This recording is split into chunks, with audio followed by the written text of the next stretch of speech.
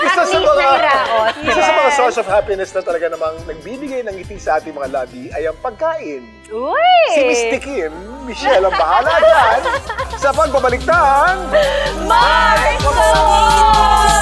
Sarap na magkain. Talaga namang nakaka-happy at nakakapagpa-smile sa atin.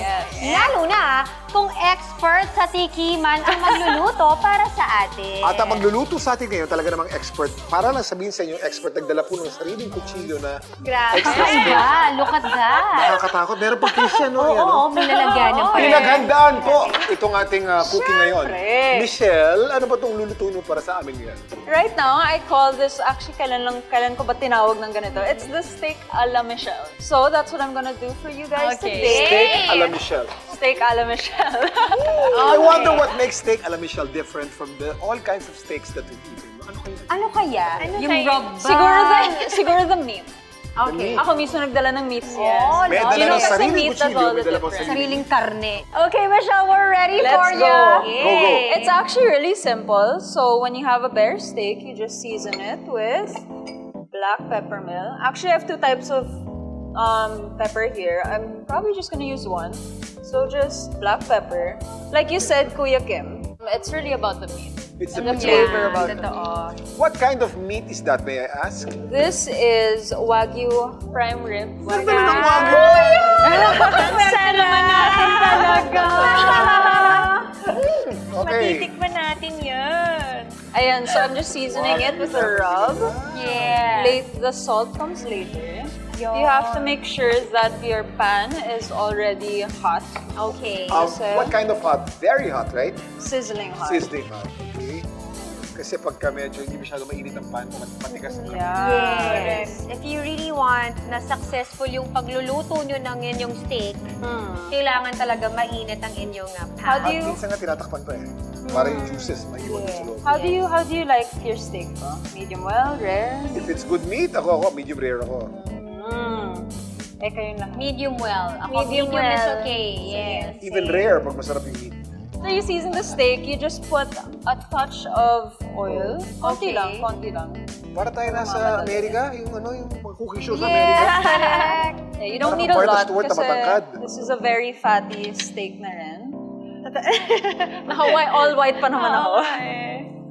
Oh, sisting na. Yun. Yan. Yan. So, I'm gonna wait na magka-crush ang konti and then I'm going to add siguro like 2 tablespoons of butter. When do you know when to flip it, Michelle?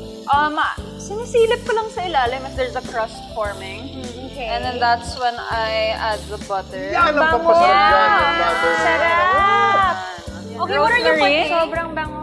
I prefer fresh rosemary, pero this is dried rosemary. It works just as fine. And sino mahilig sa garlic dito? Ako, Garlic, okay garlic. naman dyan. Parang lahat Pinoy naman. steaks have a lot of garlic eh. Yung mga Yeah. American steak, walang garlic eh. Pero but crush we lang yung like gusto ko. Not minced. May crush ka mo? Sino? Crush ko yung garlic. No, crush garlic talaga lagi. Kasi Yes, I parang don't want lumabas it- lang yung kanyang Yeah, parang yung flavor. And then, with a clean spoon na lang, this is the time na I cook. Ayan na, Kuya Kim, ang sikreto ng Yung steak pala. na Michelle. Yeah. So, Ito inahalo mo yung katas na yung juice ng Yes. meat doon sa butter. Yes. Nako. Yun. So how do you know kung ano yung luto na? Pina-practice mo din yung mga ganun-ganon? Yeah, that's why I'm poking it a little bit. Na Okay. tinitignan ko yung firmness ng steak. Ah. The softer it is, the more rare it is. Yes, okay. Never ko nga na-master yung dito, yung Ako sinasabi din nila. yung ganyan-ganyan. Ano yung ganyan-ganyan? Pakikwento nga. Parang yung dalawa nagkakaintindihan. Kaya, okay. Pag-usap na kayong dalawa. Ay, hindi nakalimutan ko na, pero parang itong ganito mo daw, if there's a way of like pressing it. Okay. So for you to find out kung ano na yung luto ng steak mo, it's depende sa pagpindot mo dito sa ganito mo. I forgot how you do that, pero parang ganyan ba or something? I don't know. Okay. Parang pamassage na. Oo. Ayan na. Ayan na. Yun! Up. Hoy! Lumanding na. Yan na. Sarap. The eagle has landed. Okay, taste tayo. Tikman natin, guys. Oh, wait, This is it. It's really good if you get a piece of garlic. A piece of garlic. Basta kung ano sinabi mo, susunod ako Yan. sa So, nalagay. Sa cut a lahat small nalagay. piece of garlic. Tapos isama niyo siya sa bite niyo. Okay. Ano siya sa bite? Yes. Sasabay natin. Teka, kumuha ka. Ano yan? Thank you. Okay, sama natin siya sa bite.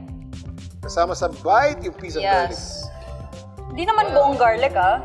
Tansyahin niyo. O, sabay-sabay natin kainin. Okay, 1, 2, 3. Grabe siya. Smash pa. Para tayong nakipag-date na sa isa't isa.